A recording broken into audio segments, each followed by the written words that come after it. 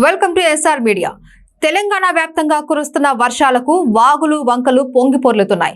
పలు ప్రాజెక్టులకు వరద పోటెత్తింది. దీంతో ప్రాజెక్టులన్నీ నిండు కుండలా మారాయి. ఈ క్రమంలో లోతట్టు ప్రాంతాలను అధికారులు అప్రమత్తం చేశారు.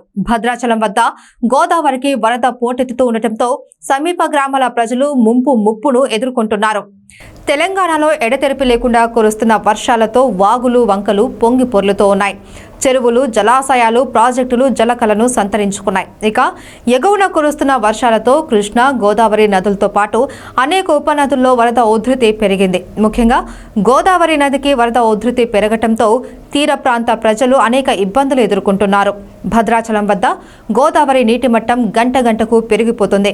శనివారం 34 అడుగులు ఉన్న గోదావరి నీటి మట్టం ఆదివారం సాయంత్రం 7 గంటల కల్లా 43 అడుగులకు చేరింది. దీంతో అధికారులు మొదటి ప్రమాద హెచ్చరిక జారీ చేశారు.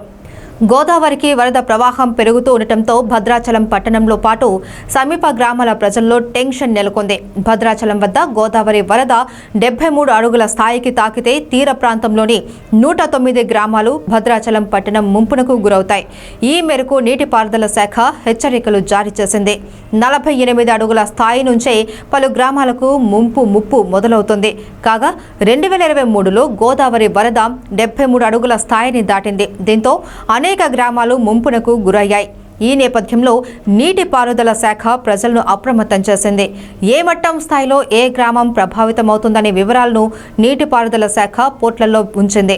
గోదావరి వరద ఉధృతి పెరిగే కొద్దీ దుమ్మగూడెం మండలంతో పాటు భద్రాచలం పట్టణానికే ఎక్కువ ముప్పు పొంచి ఉంది. ఏ నీటి స్థాయికి ఏ ప్రాంతాలకు ఎంతవరకు ముప్పు ఉందో ఇప్పుడు చూద్దాం. 43 నుంచి 48 అడుగుల మధ్య భద్రాచలం పట్టణానికి ముంపు ఉంది. ఇక 48 అడుగుల నుంచి 53 అడుగుల మధ్య దుమ్మగూడెం చర్ల మండలంలోని 13 గ్రామాలు భద్రాచలం పట్టణం ముంపునకు గురవుతాయి.